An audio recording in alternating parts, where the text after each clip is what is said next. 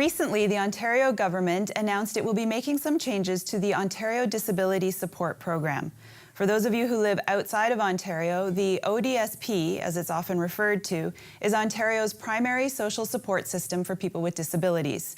To learn more about these changes, we invited the co-chair of the Public Awareness and Advocacy Committee for the ODSP Action Coalition, Andrea Hatala, to come into studio and talk to us. Andrea, thank you for being here. Thank you for inviting me. To start off, could you tell us a little bit more about the ODSP Action Coalition? Yes, it is a group of recipients and agency folk from all across the province that are trying to lobby the government and make the ODSP program better, because there's a lot of problems and a lot of complaints regarding the program, so people have decided to do something about it. Well, that's really important work, and we thank you for doing it. Could you share with us what you think the most noteworthy change to the program will be? The most noteworthy change is that the asset levels that people are allowed to keep in order to be eligible to be on the program have increased.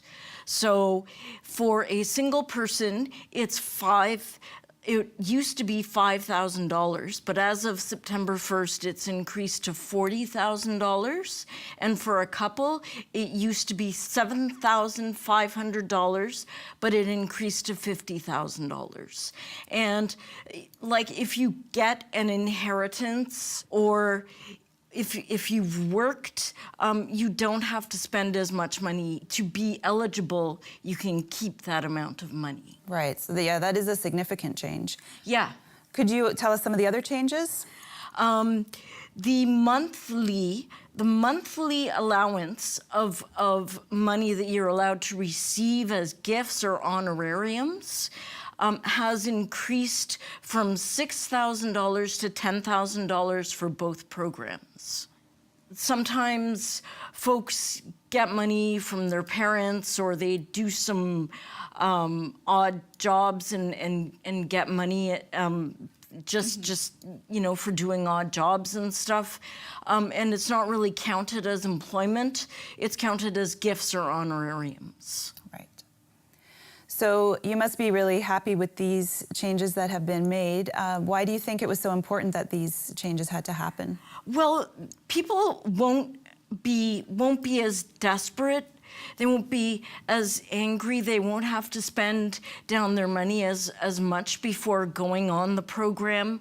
You know, some people have had jobs and then they became disabled through no fault of their own. So they've had to spend down their money before they were eligible to get on the program.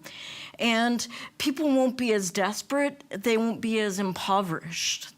So that's a good thing. Right. So again, we're very grateful that you're here to advocate for people. Yeah. Could you tell us then, going forward, what do you hope will change in the future?